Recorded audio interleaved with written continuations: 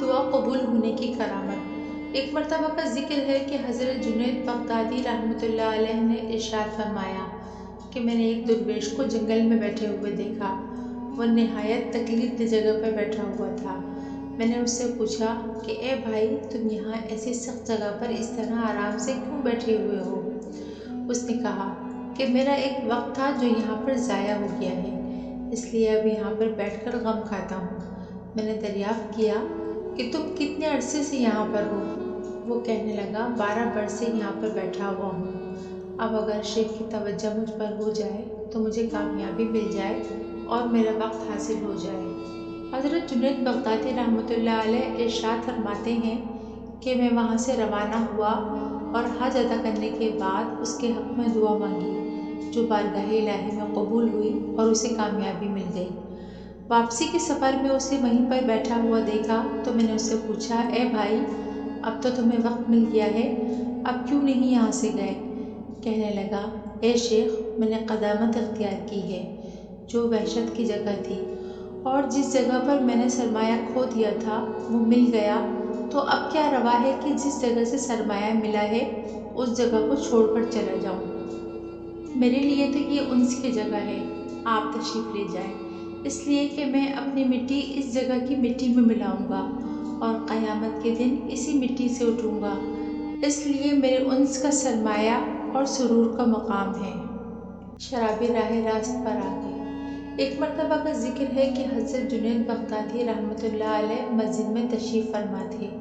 اچانک ایک شخص آپ کی خدمت میں حاضر ہوا اور کہنے لگا کہ حضرت صاحب، آپ کا وعظ صرف شہر میں ہی اثر رکھتا ہے کہ جنگل میں بھی اس کا کچھ اثر ہوتا ہے؟ آپ نے اس سے پوچھا کہ کیا بات ہے؟ وہ کہنے لگا، بات یہ ہے کہ جنگل کے اندر فلاں مقام پر چند لوگ بیٹھے شراب نوشی کا شغل کر رہے ہیں۔ یہ سن کر حضرت جنید بغدادی رحمۃ اللہ علیہ نے اسی وقت اپنا چہرہ ڈھانپا اور جنگل کی طرف نکل کھڑے ہوئے۔ جب آپ ان لوگوں کے نزدیک پہنچے تو وہ لوگ اٹھ کر بھاگنے لگے۔ آپ نے ان سے ارشاد فرمایا، ٹھہرو، بھاگو نہیں، میں بھی تمہاری طرح ہی ہوں، میرے لیے بھی لاؤ، شہر میں تو ہم پی نہیں سکتے، چھپتے چھپاتے یہاں پر آئے ہیں۔ حضرت جنید بغدادی رحمۃ اللہ علیہ کا یہ فرمانا تھا کہ ان لوگوں کے اٹھے ہوئے قدم رک گئے اور وہ افسوس کا اظہار کرتے ہوئے کہنے لگے، ہمیں بہت افسوس ہے، اب تو شراب بھی ختم ہو گئی ہے، اگر آپ فرمائیں تو شہر سے ابھی منگوا لیں۔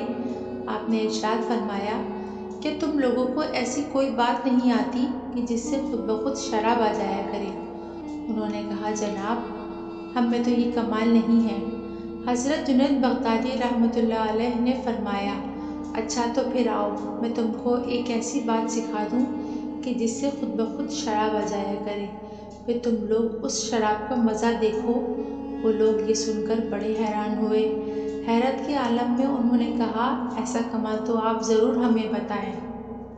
آپ نے فرمایا، اچھا تو یوں کرو کہ سب سے پہلے نہاؤ، پھر صاف کپڑے پہن کر میرے پاس آ جاؤ۔ چنانچہ ان سب لوگوں نے خوب اچھی طرح غسل کیا، اپنے کپڑے دھو کر پاک کیے اور کپڑے پہن کر صاف ستھری حالت میں آپ کے پاس حاضر ہو گئے۔ اب حضرت جنید بغدادی رحمۃ اللہ علیہ نے ان سے فرمایا کہ تم سب 2 رکعت نماز نفل ادا کرو۔ انہوں نے آپ کے فرمان کی تعمیل کی اور نماز کے لیے کھڑے ہو گئے۔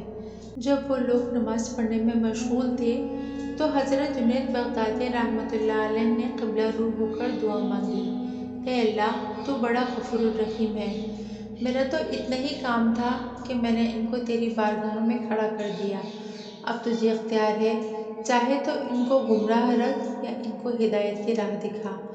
آپ نے اپنے دست مبارک دعا کے لیے دراز فرمائے ہی تھے کہ اللہ تعالیٰ کی بارگاہ میں آپ کی دعا قبولیت کا درجہ پا گئی اور وہ سب لوگ راہ راست پر آ کر ہدایت یافتہ ہو گئے۔ فیضان نظر۔ ایک روز آپ نے ایک شرابی کو دیکھا جو نشے کی حالت میں بدمست اپنی ہی دھن میں کہیں چلا جا رہا تھا، مگر اس نے جب آپ کو دیکھا تو نشے کی حالت میں بھی پہچان لیا اور مارے شرم کے اپنا سر نیچے کی طرف جھکا لیا۔ ابو عثمان کو اس شرابی کی یہ ادا بہت پسند آئی۔ انہوں نے شرابی کا ہاتھ پکڑ کر فرمایا، تو کہاں دھکے کھاتا پھرے گا، اس لیے بہتر ہے کہ میرے ساتھ چل۔ چنانچہ ابو عثمان نے اس شرابی کو اپنے ہمراہ لیا اور گھر لے آئے، اپنے ہاتھوں سے نہلا دھلا کر اسے خرقہ پہنا دیا اور پھر اس کے حق میں دعا فرمائی کہ اے اللہ، جو کام میرے اختیار میں تھا وہ تو میں نے کر لیا، اب وہ کام جو تیرے اختیار میں ہے اسے تو انجام دے۔ ابھی آپ دعا مانگ ہی رہے تھے کہ شرابی کو یوں محسوس ہوا کہ جیسے اس کا نشہ ہرن ہو چکا ہو اور ایک اثر انگیز روشنی سے اس کے دل و دماغ روشن ہو گئے ہوں۔ یوں لگتا تھا جیسے اب وہ کسی اور ہی بلند مقام پر فائز ہو چکا ہے۔ آپ کو اپنی دعا کی اس فوری شرط قبولیت پر خود بھی بہت حیرت اور مسرت ہوئی۔ حسن اتفاق سے اس وقت آپ کے ہم نام بزرگ صوفی ابو عثمان مغربی بھی وہاں پہنچ گئے۔ انہوں نے جب آپ کے سامنے ایک شرابی کو کھڑے پایا تو کانپ اٹھے اور ابو عثمان سے دریافت کیا کہ یہ کون سے بزرگ ہیں، کیونکہ ان کی روحانی طاقت کے سامنے میں خود کو انتہائی بے بس سا محسوس کر رہا ہوں۔ ابو عثمان نے جواب دیا کہ جو شخص آپ کو بظاہر بزرگ نظر آ رہا ہے، چند لمحے پہلے یہ محض ایک شرابی اور بھٹکا ہوا انسان تھا۔ اور اس کے ساتھ ہی آپ نے انہیں پوری تفصیل بتا دی۔ سارا واقعہ سن کر ابو عثمان مغربی بے اختیار پکار اٹھے، اے ابو عثمان، آپ کی زبانی سارا واقعہ سن کر میں رشک اور حسد کی آگ میں جلنے لگا ہوں۔ یہ شرابی چند لمحوں میں جس رتبہ کمال پر پہنچ گیا ہے، میں پوری زندگی میں سخت عبادتوں اور ریاضتوں کے باوجود اس مقام کو حاصل نہ کر سکا۔ ابو عثمان نے مسکراتے ہوئے فرمایا کہ اس عمل پر تو میں بھی حیرت زدہ رہ گیا ہوں، لیکن اس سے میں نے یہ نتیجہ اخذ کیا ہے کہ اللہ تعالیٰ کی رحمت کا انحصار محض عمل پر نہیں ہوتا، بلکہ فیضان نظر اور قلبی کیفیات کا کرشمہ بھی ہے۔ نگاہ شفقت کا اثر۔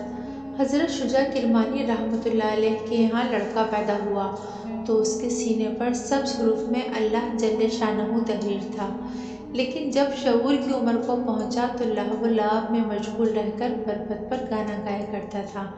چنانچہ رات کے وقت جب ایک محلے میں سے گاتا ہوا گزرا تو ایک نئی دلہن جو اپنے شوہر کے پاس سوئی ہوئی تھی، مضطربانہ طور پر اٹھ کر باہر جھانکنے لگی۔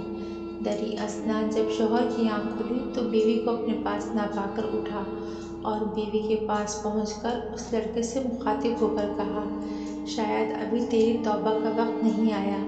یہ سن کر لڑکے نے تاثر آمیز انداز میں کہا کہ یقیناً وقت آ چکا ہے، اور یہ کہہ کر بربط توڑ دیا اور اسی دن سے ذکر الہی میں مشغول ہو گیا اور درجۂ کمال تک پہنچا کہ اس کے والد فرمایا کرتے تھے کہ جو مقام مجھے 40 سال میں حاصل نہ ہوا وہ صاحبزادے کو 40 یوم میں مل گیا۔